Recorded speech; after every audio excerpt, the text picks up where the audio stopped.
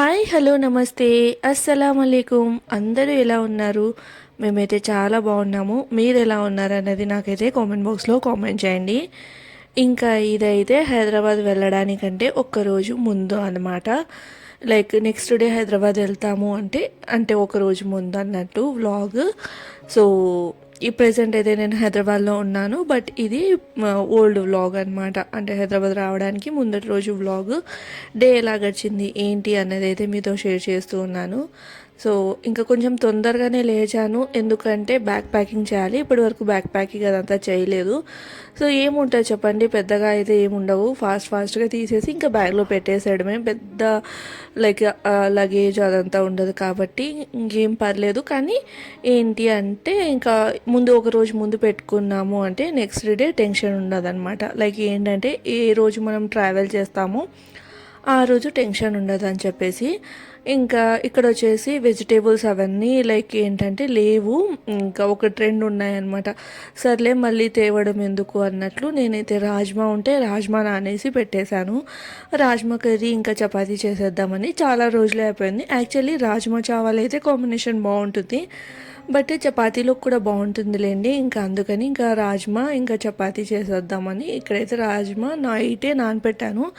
చాలా టైం పడుతుంది లైక్ ఇవి సోక్ అవ్వడానికి. మనకి అట్లీస్ట్ ఒక 6 to 7 అవర్స్, లేదంటే నైట్ మొత్తం నానపెడితే బెస్ట్ అనమాట అది. అండ్ ఇక్కడ వచ్చేసి లైక్ రాజ్మా నాని ఉంటాయి కదా, ఆ వాటర్ ఫిల్టర్ చేసేసి ఇందులో చెక్క, లవంగము, ఇలాచి, బిర్యానీ ఆకు ఇవి వేసేసి మనం వాటర్ పోసి మూత పెట్టి బాయిల్ చేసుకోవాలి. మనం నైట్ మొత్తం నానబెట్టినా కూడా మనకి ఒక 4 to 5 విజిల్స్ అయితే కంపల్సరీ పడతాయి.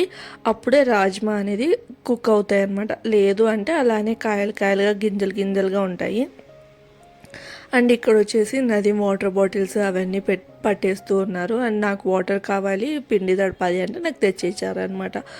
సో అది చాలా సింపుల్ వ్లాగ్. ఎలా లైక్ ఏంటంటే ముందు రోజు ఎలా గడిచింది ఏంటి అని చెప్పేసి. ఇంకా హైదరాబాద్ వెళ్ళాలి అంటే ఇంట్లో ఉన్న లైక్ ఫ్రిడ్జ్లో ఉన్నవి ఫస్ట్ అయితే క్లియర్ చేయాలి. దాని తర్వాత ఇంకా ప్యాకింగ్ అది చేసుకోవాలి. అలానే ఈరోజు అయితే వార్డ్రోబ్ కొంచెం క్లీన్ చేసేసి సెట్ చేసి వెళ్ళిపోతే మేబీ నేను హైదరాబాద్లో ఉండొచ్చు. నదీం వచ్చేస్తారనమాట. తనకి ఎక్కువ రోజులు హాలిడేస్ అయితే లేవు.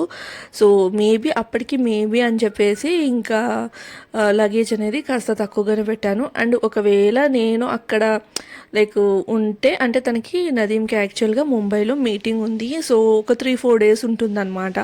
మళ్ళీ నేను వచ్చి తర్వాత 3-4 డేస్ అంటే కదా లైక్ ఒక్కదాన్నే ఉండాలి అన్నట్లు తను అక్కడే ఉండమన్నాను అనమాట నన్ను.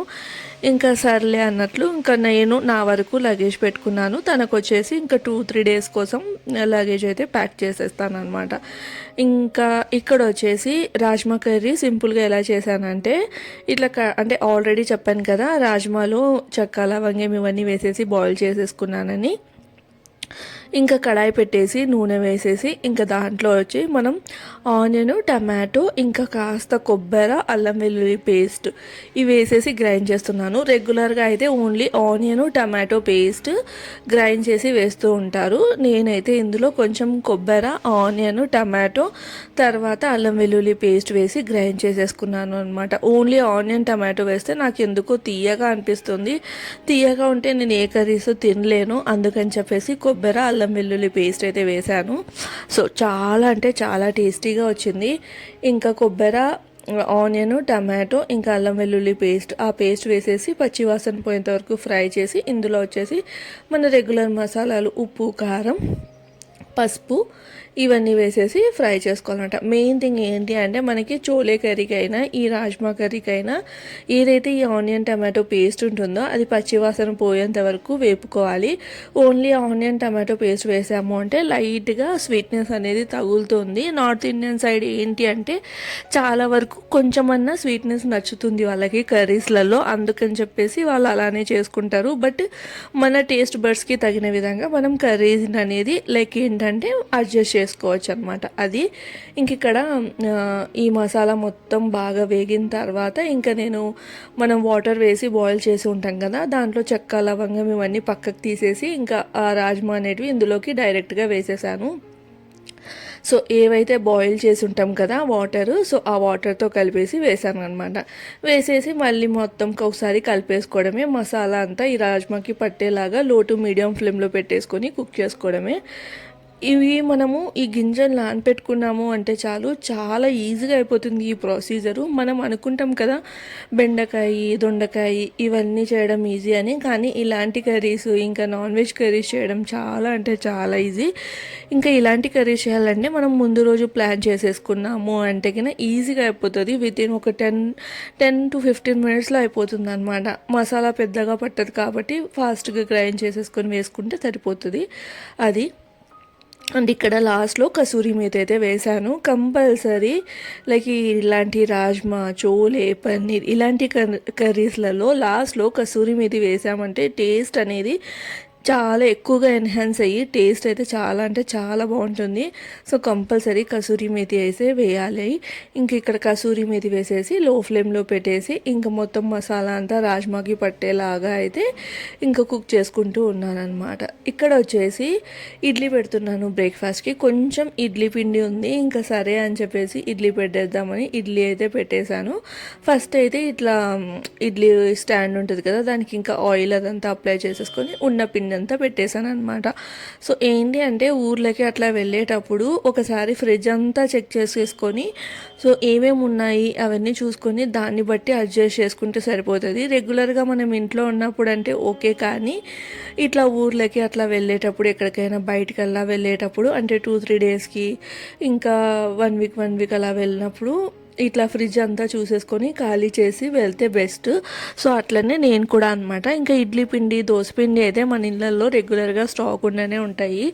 సో అందుకని చెప్పేసి ఇంకా కాస్త ఇడ్లీ పిండి ఉంటే ఇడ్లీలు అయితే పెట్టేస్తూ ఉన్నాను అనమాట. చట్నీ ఎక్కువగా వేశాను, అయితే కొబ్బరి కూడా ఉందన్నమాట, పచ్చి కొబ్బరి. మళ్ళీ వచ్చేంత వరకు లైక్ ఫ్రిడ్జ్లో పెడితే బూజు అది పడుతుంది కదా అన్నట్లు ఇంకా ఎక్కువ కొబ్బరి వేసి చట్నీ చేశాను. లైక్ ఇడ్లీలలో బాగా ఎక్కువగా వేసుకొని తింటే కూడా బాగుంటుందిలే అన్నట్లు ఇంకా చేసేసాను అనమాట.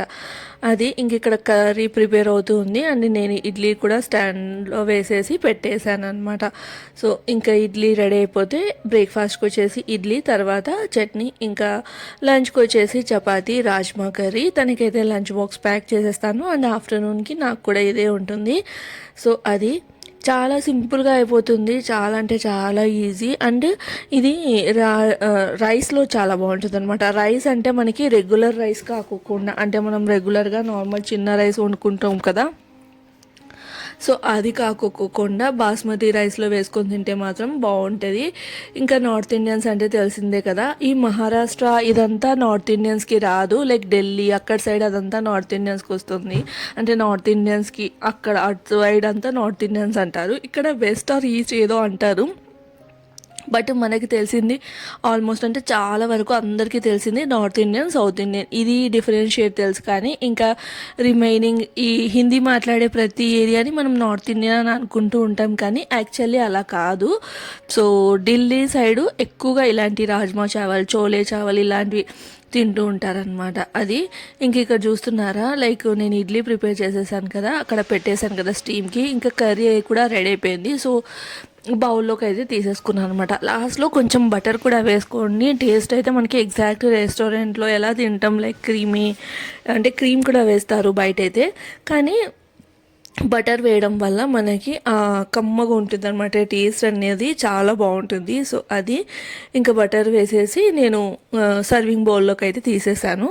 అండ్ ఇక్కడ ఇడ్లీ కూడా అంటే బ్రేక్ఫాస్ట్ కూడా సర్వ్ చేసేస్తాను అనమాట. అండ్ ఇంకా నదీం అయితే వెళ్ళిపోయారు ఆఫీస్కి. నదీం వెళ్ళిపోయిన తర్వాత ఇంకా మార్నింగ్ ఇల్లు చేసేసాను కదా, ఇంకా పని ఏం లేదు.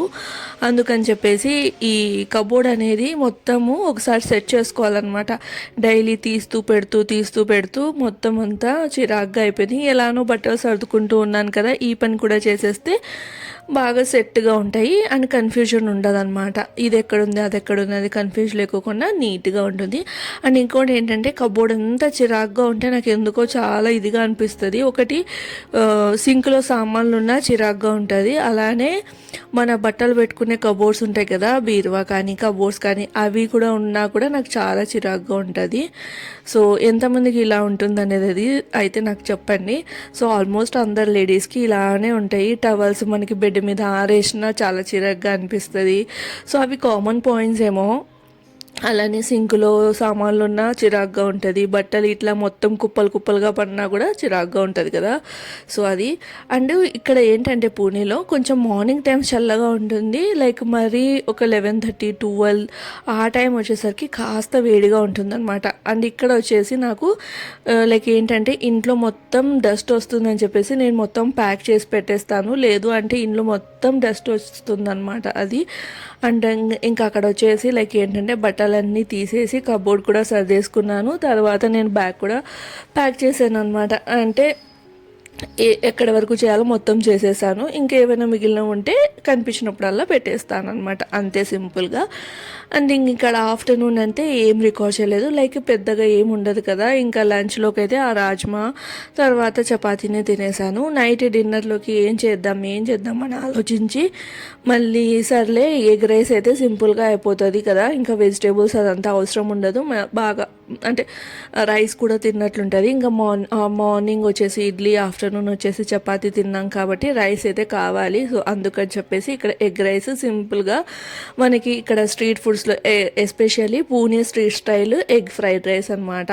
అంటే ఎలాంటి సాసెస్ వాడకుండా ఉంటుంది. ఎలా చేస్తామంటే ఇట్లా కడాయిలో రైస్ ఆల్రెడీ ఉడికించుకొని పొడి పొడి చేసుకొని పెట్టుకున్నాను. సో కడాయిలో ఆయిల్ కాస్త బటర్, ఎందుకంటే బటర్ వేస్తే మనకి ఎక్కువ ఘాటు ఇలాంటివన్నీ ఏం లేకోకుండా, ఒకవేళ యాసిడిక్ ప్రాబ్లమ్స్ గ్యాస్ట్రిక్ ప్రాబ్లమ్స్ అవుతుంది అనుకునే వాళ్ళు కంపల్సరీ బటర్ వేసుకొని చేసుకుంటే బాగుంటుంది, ఏదైనా అంతే. సో ఆయిల్ బటర్ వేసేసి ఆనియన్స్, టమాటో, అల్లం వెల్లుల్లి పేస్ట్, ఉప్పు, కారం, పసుపు ఇవన్నీ వేసేసి ఎగ్స్ బీట్ చేసి వేసేయాలి. అంటే ఎగ్ కొట్టేసి వేసేసి మంచిగా మనం బుర్జీ ఎలా తయారు చేసుకుంటామో అట్లా తయారు చేసేసుకొని ఏంటంటే మనం కీమా లాగా చేసేసుకోవాలన్నమాట. అట్లానే ఎగ్ పెట్టుకోకుండా కీమా లాగా చేసేసుకొని ఇంకా లాస్ట్లో రైస్ అయితే వేసేసుకోవాలి. మొత్తం అంతా కలిపేసుకొని మళ్ళీ కొంచెం లైట్గా, అంటే ఒక క్యూబ్స్ ఉంటాయి కదా మనకి డిమార్ట్లో దొరుకుతాయి, అట్లాంటిది ఒక క్యూబ్ ముందు లాస్ట్లో ఒకటి వేసేసుకొని ఇంకా గరం మసాలా వేసాము అంటే ఎగ్జాక్ట్ స్ట్రీట్ స్టైల్లో ఎలా ఎగ్ రైస్ దొరుకుతుందో, ఎగ్ ఫ్రైడ్ రైస్ కాదు ఎగ్ రైస్ ఎలా దొరుకుతుందో అలానే ఉంటుంది. అండ్ బటర్ వేయడం వల్ల ఎవరికైనా లైక్ ఎసిడిక్ ప్రాబ్లమ్స్ ఇలాంటివి ఉన్నా కూడా ఆయిల్ తక్కువ చేసి కొంచెం బటర్ వేసుకుంటే ఎసిడిటీ ప్రాబ్లం ఉండదు, మనకి ఇష్టమైన ఫుడ్ తినచ్చు. బట్ రెగ్యులర్గా అదే అంటే కన్నా బటర్ కూడా అంత మంచిది కాదనే అనుకుంటున్నారు, కానీ ఆయిల్ కంటే బెస్టే కదా అనేది నాకు అప్పుడప్పుడు అనిపిస్తుంది అనమాట. సో అంతే. సో అది ఎవరి లైక్ ఏంటంటే ఎవరి చాయిస్ వాళ్ళది అంటే, కానీ ఎవరికైనా లైక్ ఇట్లాంటి ఎసిడిక్ ప్రాబ్లమ్స్ గ్యాస్ ఫామ్ అవుతుంది అనుకునే వాళ్ళు ఆయిల్ వేసిన తర్వాత కొంచెం ఇలాంటి అల్లం వెల్లుల్లి పేస్ట్ వేసి కర్రీస్ చేస్తూ ఉన్నప్పుడు కొంచెం బటర్ వేసాము అంటే మనకి ఆ ఎసిడిక్ అనేది తగలదు అని అనుకుంటూ ఉన్నాను. అంటే నేను ఒకసారి అట్లా ట్రై చేశాను అనమాట, చేసినప్పుడు నాకైతే అది అనిపించింది. సో అదనమాట. అండ్ ఇక్కడ వచ్చేసి స్ట్రీట్ ఫుడ్స్లో పూణే స్ట్రీట్ ఫుడ్ ఎగ్ రైస్లలో కంపల్సరీ ఆమ్లెట్ అయితే వేయించుకుంటూ ఉంటారు, అందుకని నేను కూడా ఇక్కడ ఆమ్లెట్ అయితే వేశాను. తన కోసం అయితే కారం వేసాను, నా కోసం అయితే పచ్చిమిర్చి వేసి అయితే వేసుకున్నాను అనమాట. సో ఆనియన్ ఇంకా లెమన్ పెట్టేసుకొని ఇట్లా ఆమ్లెట్ వేసుకొని తిన్నాము అంటే సూపర్గా టేస్ట్ ఉంటుంది. సో అట్లా డిన్నర్ అయితే కంప్లీట్ అయిపోయింది. ఇది ఒక చిన్న వ్లాగ్ అంతే, ఇంకా పెద్ద ఇందులో ఏమీ ఇంక్లూడ్ లేదు. సో అది మళ్ళీ రేపటి వ్లాగ్తో తప్పకుండా కలుస్తాను. ఈ వ్లాగ్ అయితే ఇక్కడితో ఎండ్ చేస్తున్నాను. వ్లాగ్ నచ్చితే మాత్రం తప్పకుండా లైక్ చేసి షేర్ చేసి సబ్స్క్రైబ్ చేయండి. బాయ్.